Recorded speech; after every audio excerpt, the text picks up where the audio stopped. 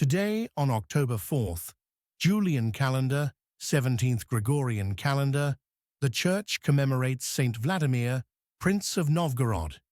Valdemar Yaroslaivson, son of Grand Prince Yaroslav, Yaroslav the Wise, grandson of Grand Prince Vladimir, Valdemar the Great, the first Christian ruler of the Rus, and King Olaf, Olafr, the first Christian ruler of the Swedes.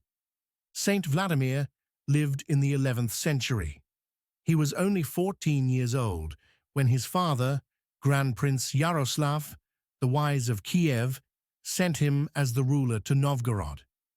Vladimir performed this task with the help of his trusted advisors, Vyshyata and Bishop Luke the Jew.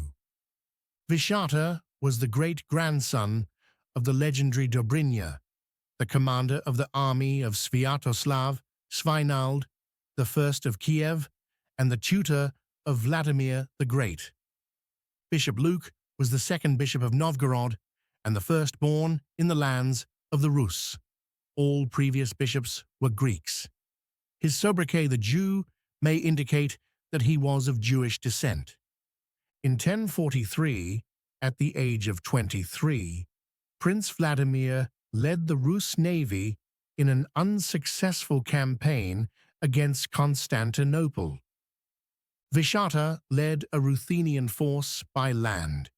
Emperor Constantine IX Monomachos sent a Ruthenian fleet to sink the Rus ships and the Varangian Guard to repel Vyshyata's Ruthenians. Curiously, Vladimir was saved from his sinking ship by the Ruthenian commander responsible for sinking it. Vyshyata was taken prisoner and remained in captivity in Constantinople for 3 years, at which time a peace treaty was signed. As was customary in those days, the treaty was sealed with a marriage. Byzantine emperor's daughter was sent to Kiev to marry the Grand Prince's son. Upon returning from the military campaign in 1045, Prince Vladimir laid the foundations of St. Sophia Cathedral in Novgorod, one of the oldest churches in Russia that is still used for divine services. There is some reason to believe that Vladimir's mother had much to do with building of the cathedral. Vladimir's mother was the Swedish princess Ingegerd Olofsdotter, that is to say, the daughter of King Olaf. She was known for her piety, and like her husband and son, she was recognized as a saint by the Russian Church. Some scholars argue that it was under her influence that the cathedrals of St. Sophia were built in Kiev in 1037 and Novgorod in 1045. Ingegerd and Yaroslav had several children, one of whom became the Queen of Norway, another the Queen of Hungary, and another the Queen of the Franks.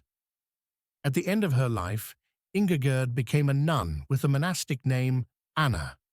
Some say that she is buried at St. Sophia in Kiev. Others say that her remains are at St. Sophia in Novgorod. The cathedral in Novgorod was completed in 1050 and consecrated by Bishop Luke that same year.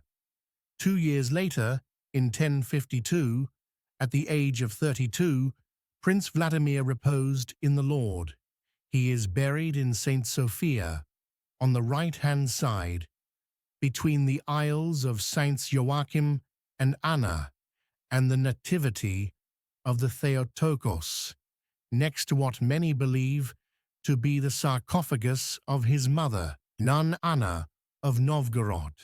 If, like us, you are fascinated by the story of the twin St. Sophia cathedrals built almost 1,000 years ago, and the enigmatic Anna, who may be buried in one of them but invisibly connects them both, please share this post with your friends and relations.